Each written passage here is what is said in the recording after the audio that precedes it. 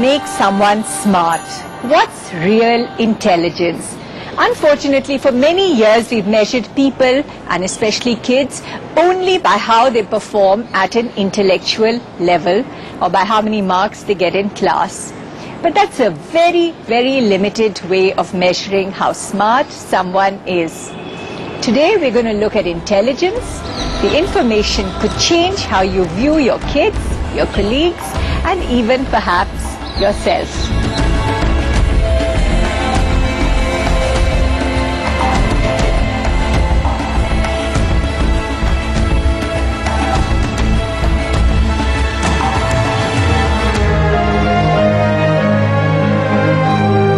In 1983, Harvard University researcher Howard Gardner stunned the world with his path-breaking work on multiple intelligences.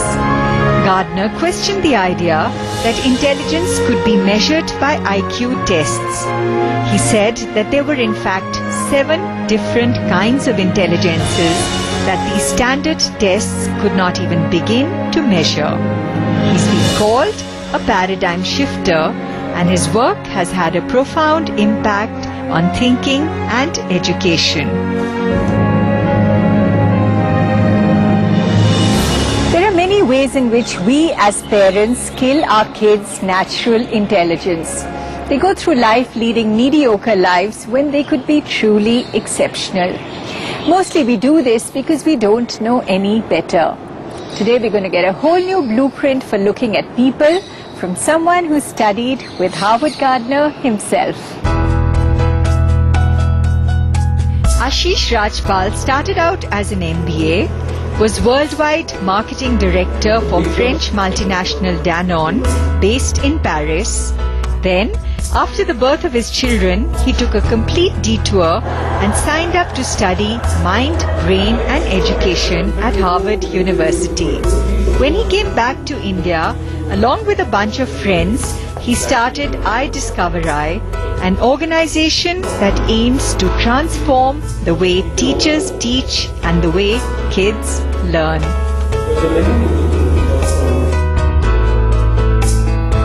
What was the big aha moment for you while you were studying mind, brain and education at Harvard?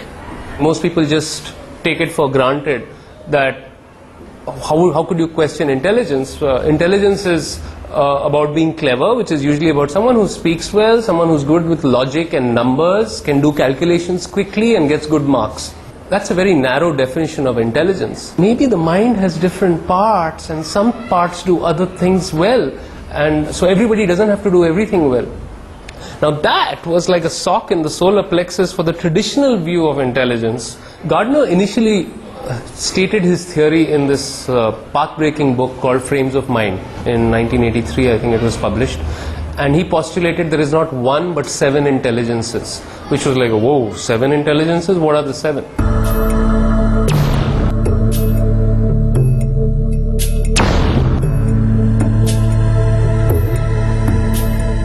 Verbal intelligence can manifest itself in various ways. Say, some people may choose to write poetry or writing, or Arundhati Roy would be a good example. I think a modern example of someone who has an uncommon verbal intelligence. I think she's a very fine writer. You not agree with, or Shakespeare from another era for that matter.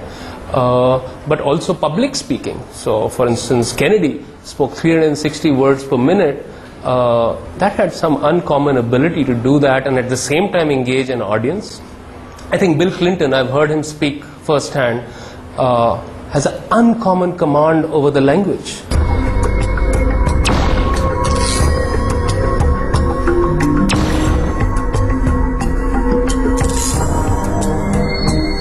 Mathematical logical intelligence actually lends itself to extreme caricature. Yeah? Of course, you had the kind of serious Indian physicists and mathematicians, the Aryabhatta, the Ramanujan, and also, but kind of you imagine the modern Dilton kid sitting with glasses and giving clever answers to what is 72,000 multiplied by 32 kind of thing.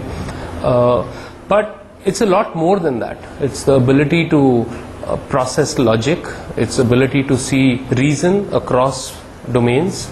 And I think there are a lot of modern examples. I think Stephen Hawking's A Brief History of Time. It is such a remarkable encapsulation of a very profound idea.